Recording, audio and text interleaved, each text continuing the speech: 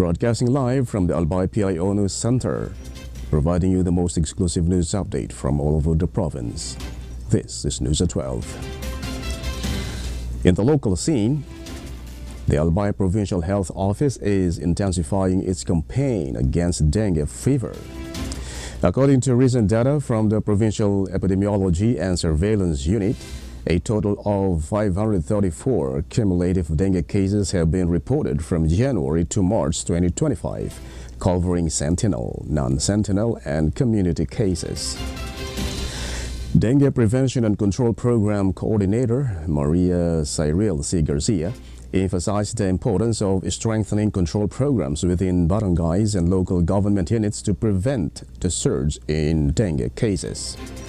She also urged communities to adopt the Department of Health's 5S Contra Dengue strategy, which includes search and destroy mosquito breeding sites, employ self-protection measures, seek early consultation, support fogging in hotspot areas, and sustain hydration. Meanwhile, the PHO's Environmental Sanitation Division plans to distribute long-lasting insecticide nets, mosquito nets, and larvicides to LGUs and PGA managed hospitals after the May 2025 national and local elections.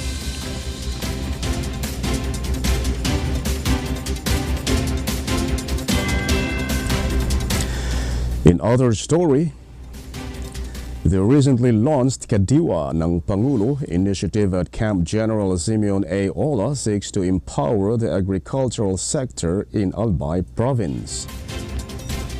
The Kadiwa project aims to boost farmers' incomes by expanding their market access and providing both rural and urban residents with safe, fresh, high-quality, and reasonably priced agricultural and fishery products. Engineer Luisito R. Baltazar, OIC Chief of the Agribusiness and Marketing Assistance Division, represented the Department of Agriculture Bicol Regional Executive Director Rodel P. Tornelia.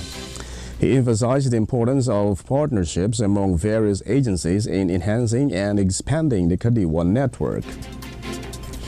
The National Irrigation Administration Region 5 is also offering affordable rice at 29 pesos per kilogram for the vulnerable sector and 35 pesos per kilogram for the general public. PNP Regional Office Regional Director Andre P. Dizon highlighted that the primary goal of this initiative is to support vulnerable sectors, including local farmers, fishers, and micro, small, and medium enterprises in the province. Cheryl O. Ribeta, the provincial agriculturist, confirmed that the Kadiwa ng Pangulo program is beneficial in meeting the needs of Filipino soldiers and their families, particularly by supplying them with reasonably priced fresh food. Additionally, a memorandum of understanding has been signed to extend the Kadiwa ng Pangulo program throughout the province.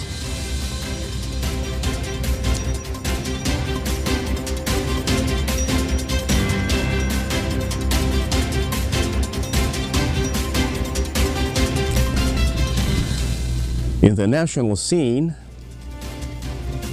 a group advocating for the return of former President Rodrigo Duterte to the Philippines has called for the enforcement of a United States executive order that could impose sanctions on individuals involved in his arrest and detention.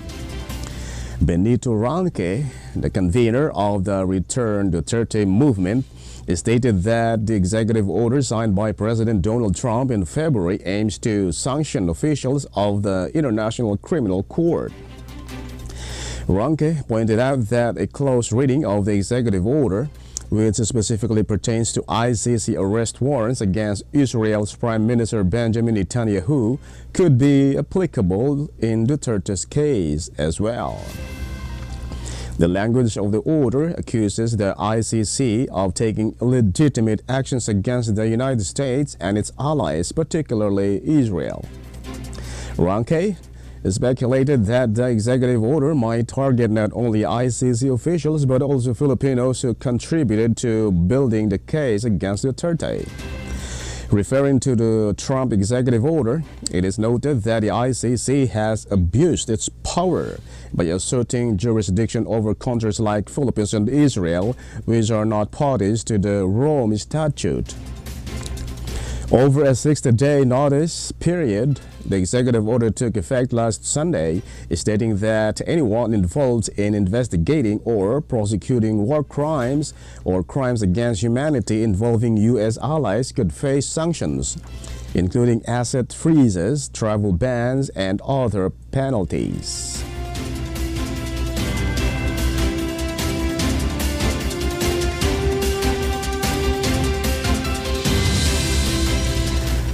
In other story,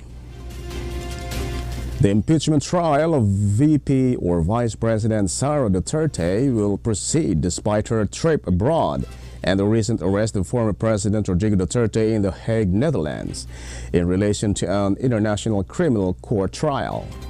Iloilo Representative Lawrence Defensor stated in an interview that the Vice President's absence is not an excuse to delay the proceedings, emphasizing the urgent need to address the serious allegations of graft and corruption. Vice President Duterte is facing 7 articles of impeachment, including accusations of illegal use of $1.5 million in confidential funds during her concurrent tenure as Vice President and as former Secretary of Education.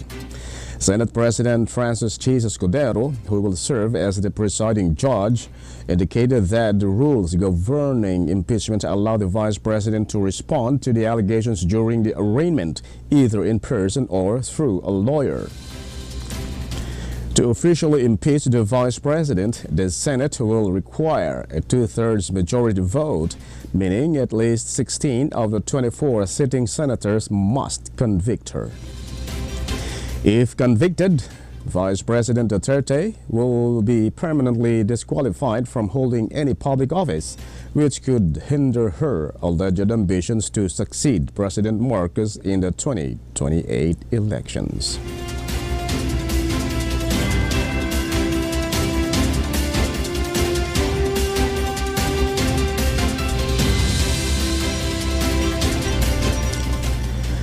In other news, the team from the National Bureau of Investigation is expected to arrive in Mandalay to secure tissue samples from the unidentified remains recovered at the Sky Villa site, as the search for 4 missing Filipinos continues a week after a 7.7 magnitude earthquake struck Myanmar.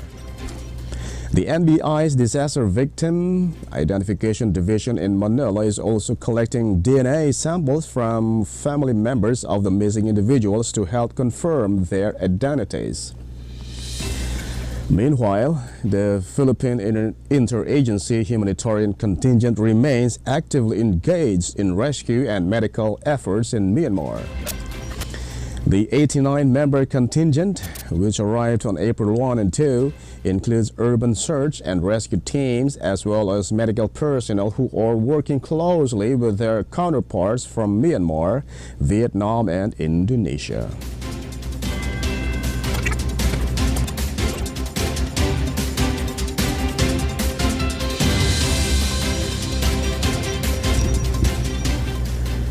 And in the news outside the country, South Korea is set to hold a presidential election on June 3 to choose a successor of former President Yoon Suk-yeol, who was removed from office by the Constitutional Court last Friday due to a failed attempt to impose martial law. The election date is expected to be confirmed during a cabinet meeting in which acting President Han Duck-soo will make the announcement, according to a senior government official. According to the law, a presidential election must be conducted within 60 days of the Constitutional Court's removal of a president from office. This means that candidates will need to register by May 11, and the official campaign period will begin on May 12. The law requires that any public servants running for president must resign at least 30 days prior to the election, making May 4th the deadline for such candidates. The newly elected president will take office immediately after the election results are announced without a transition period.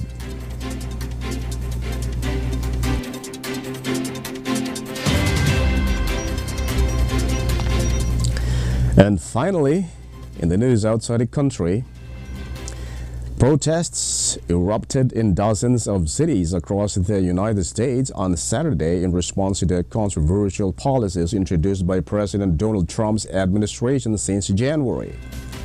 Crowds of demonstrators took to the streets to express their opposition to Trump over issues related to the economy, immigration, and human rights. Organized by a coalition of more than 150 groups, including civil rights organizations, labor unions, and veterans organizations.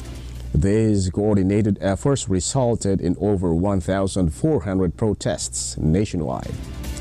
Demonstrators gathered at state capitals, federal buildings, congressional offices, Social Security Administration headquarters, city halls, and public parks.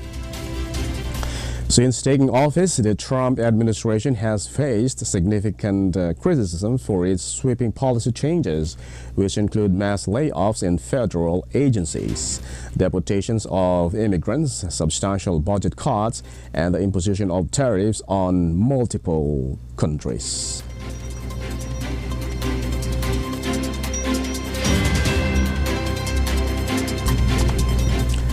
And that's all for the News at 12, April 8, 2025. We'll be back the day after tomorrow. Yeah, tomorrow will be holiday, araw ng kagitingan sa lahat ng mga Pilipino. And thanks to our news writer Albay PIO and Erica Dumlao, and on the technical side, Chad Bobis, of course, our Provincial Information Officer, Mary Luduca Castillo, and under the supervision of our Governor, Baby Glendaong Bugao, I am Greg Hallare. Thank you for subscribing.